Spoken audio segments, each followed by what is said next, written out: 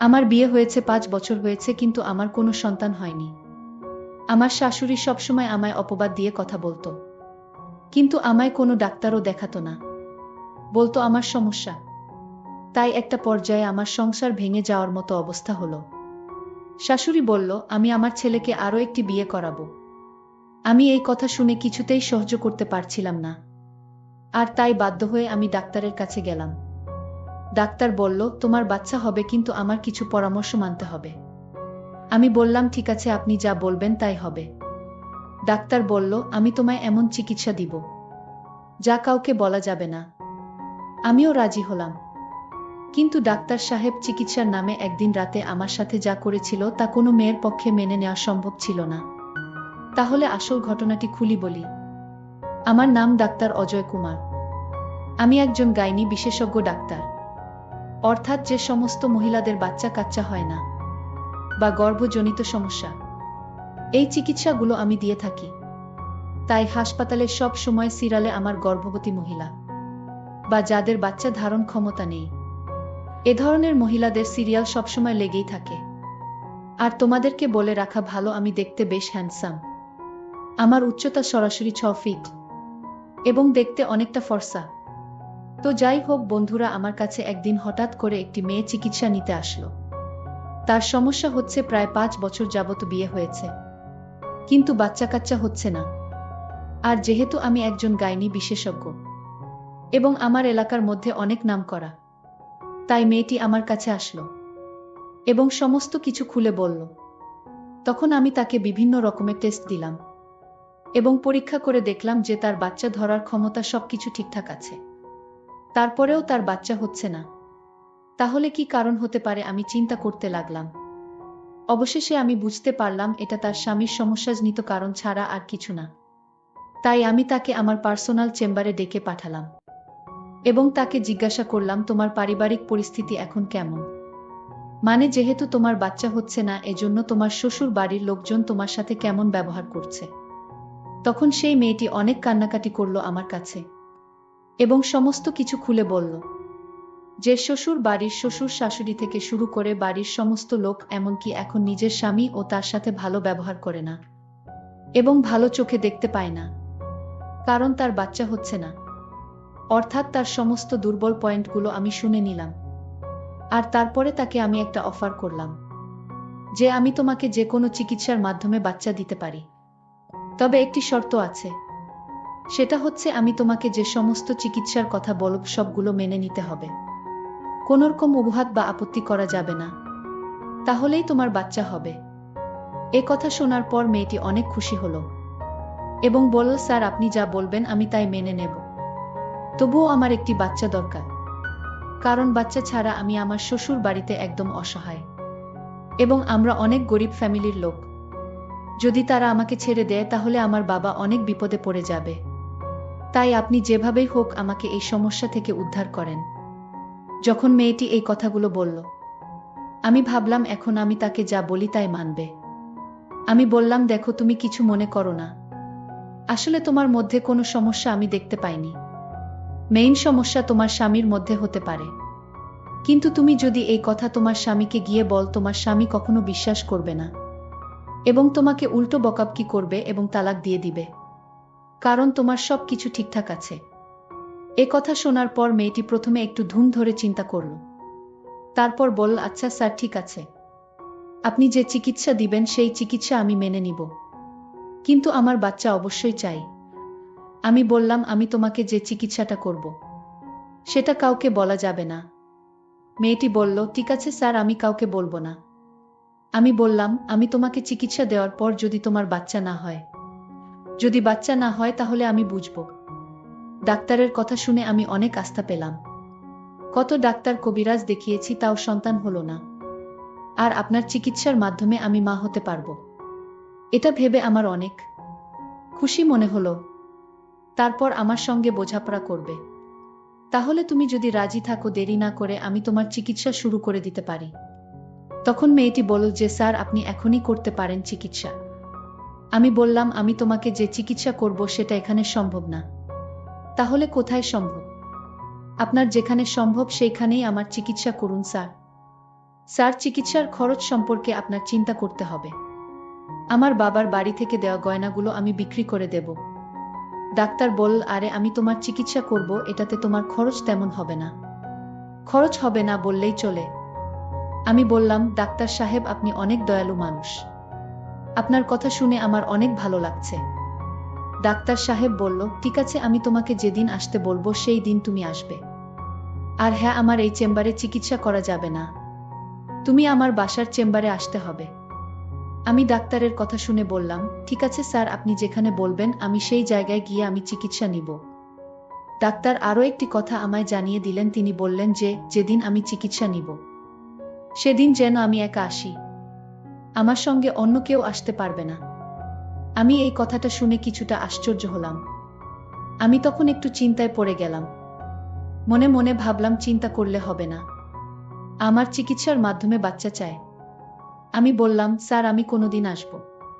Doctor বলল, তোমার phone নাম্বারটি দিয়ে যাও, আমি তোমাকে যেদিন কল করব ঠিক সেই দিন তুমি বাসার চেম্বারে চলে আসবে।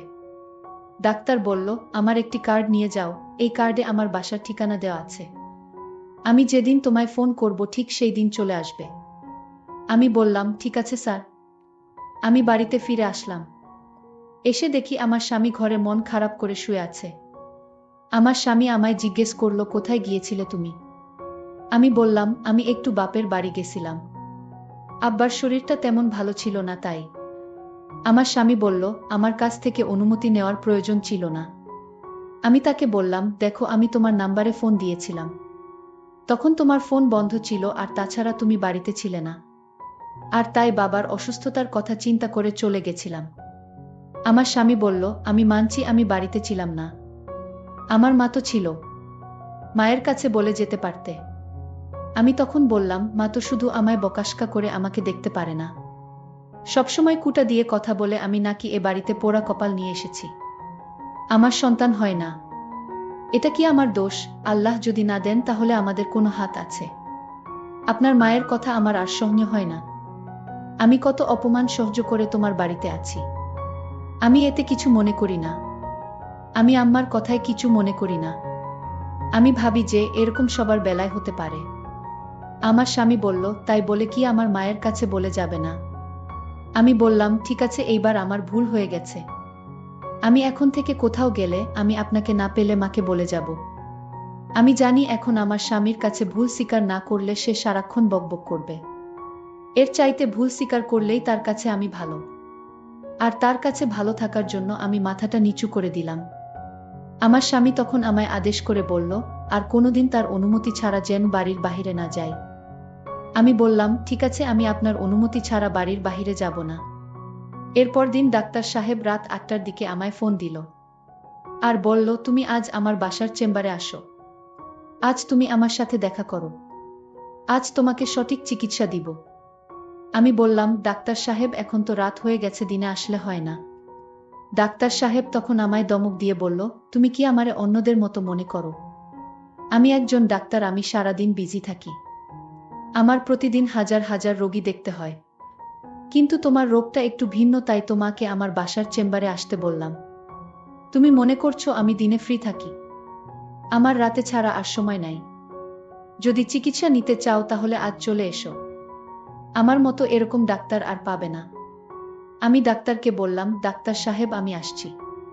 এখন আমি চিন্তা করতে লাগলাম বাড়ি থেকে কিভাবে বের হব, কারণ আমি যদি রাতে ঘর থেকে বের হই তাহলে আমার স্বামী আমাকে সন্দেহ করবে, আর তাই আমি এখন কি বলে ঘর থেকে বের হই?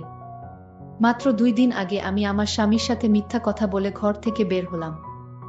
আজ যদি জানতে পারে আমি আবার না বলে ঘর থেকে বাহিরে গেছি তাহলে আমার সমস্যা হবে। আমি এক মহাচিন্তায় পড়ে গেলাম। অন্যদিকে ডাক্তার আমার জন্য অপেক্ষায় আছে। আমি এখন কি করব?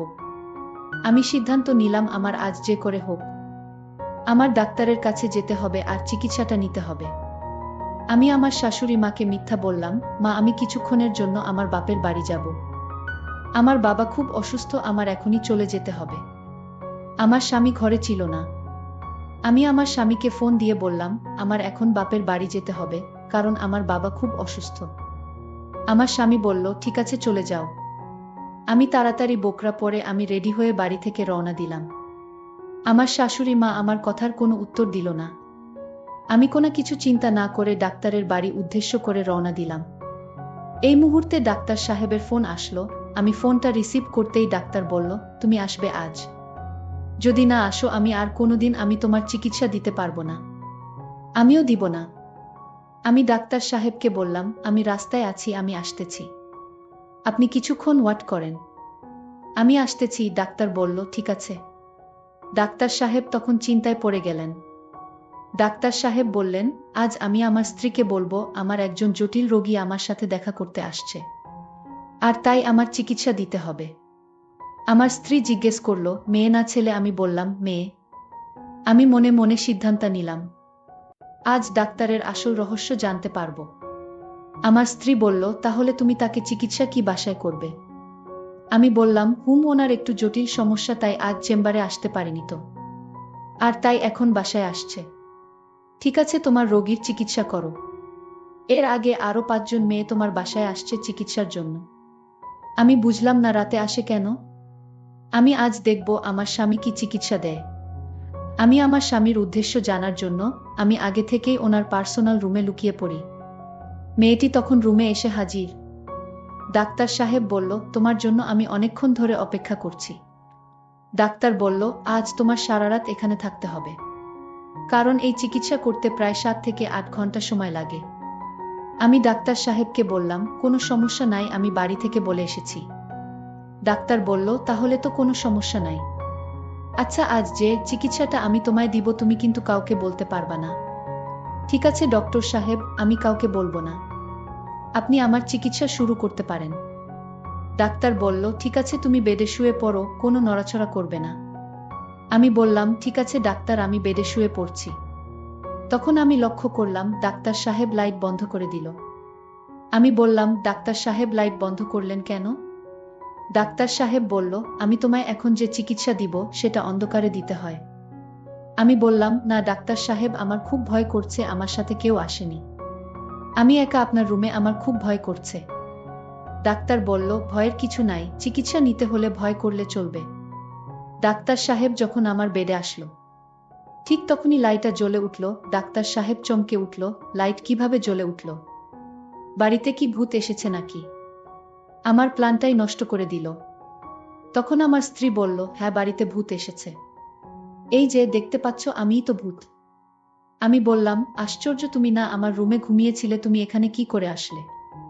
আমি বললাম, তোমার আসল চিকিৎসাটা দেখার জন্য আমি আগে থেকেই ঘরে লুকিয়েছিলাম, এই বুঝি তোমার চিকিৎসা? আমার স্ত্রীকে বললাম, তুমি যা ভাবছো আমি ঠিক তেমনটা নই।